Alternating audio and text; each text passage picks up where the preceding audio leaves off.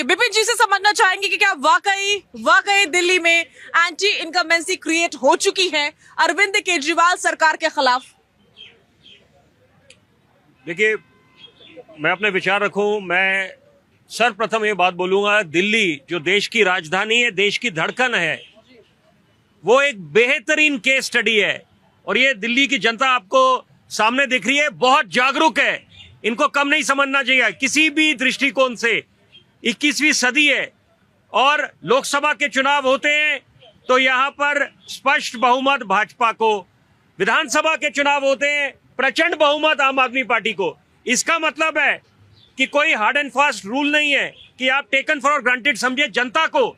जनता अपने मुद्दों के आधार पर अपने कंफर्ट जोन से बाहर निकलकर अपना बेशकीमती वोट डालती है और बहुत जागरूक जनता है। सबसे जरूरी बात है, पेरिस सिंगापुर दूर की बात, झीलों का शहर बनाना दूर की बात, कम से कम जो मूलभूत समस्याएं हैं, सुविधाएं हैं, उसकी तरफ ध्यान केंद्रित होना चाहिए सरकारों का। और क्या ये किसी को समझाने की आवश्यकता है कि यहां पर तालमेल का अभाव है? सदी की जब सबसे बड़ी महामारी आई कोरोना काल, सपने में सोचा था नहीं कि ऐसा दिन आएगा जब घरों में कैद होना पड़ेगा, शिक्षा के मंदिरों पे जाना वर्जित हो जाएगा, धार्मिक स्थलों पे ताले लग जाएंगे। वहां पर एक अनोखी नजीर पेश करी देशवासियों ने। 140 करोड़ है हम लोग। यहां पर समझने की आवश्यकता है कि स्वास्थ्य को लेकर एक चिंता बनी हुई है। मैं अगर व्यक्तिगत तौर पे बोलूंगा, मुझे किसी बात का गुरेज नहीं है कि मैं अगर ये बोलूं कि यहां पर अभी पीछे मैं बीमार था और यहां पर खून निकल रहा था जब मैं खांस रहा था, तो अपने आप में आप समझ सकते हैं कितना ज्वलंत मुद्दा है। लेकिन एक दूसरे पे ठीकरा फोड़ने से काम नहीं चलेगा, जिम्मेदारी सबकी बनती है।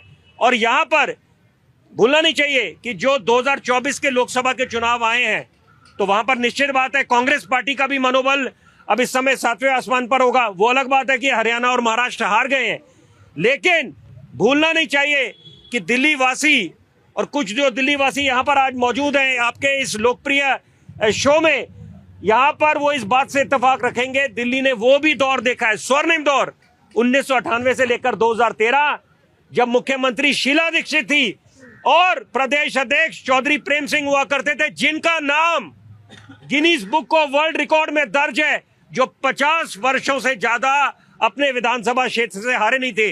इसका मतलब है, मैं कहना यह चाहता हूं सरल भाषा में, कि जनता जनार्दन होती है।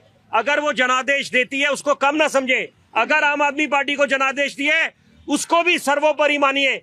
अगर भाजपा को जनता ने स्वीकार करा है तो वहां पर उसको भी आप स्वीकृति दीजिए। ये नहीं इफ एंड बट नहीं होना चाहिए, ईवीएम पे ठीकरा फोड़ दिया जाए।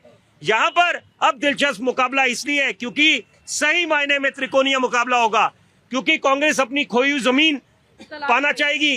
वो दौर जब बतौर पत्रकार में विधानसभा जाया करता था, क्या दृश्य थे, जहां नजर जाती थी वहां कांग्रेस के विधायक बैठे दिखाई देते थे। बिल्कुल, और इसी प्रकार से बीजेपी भी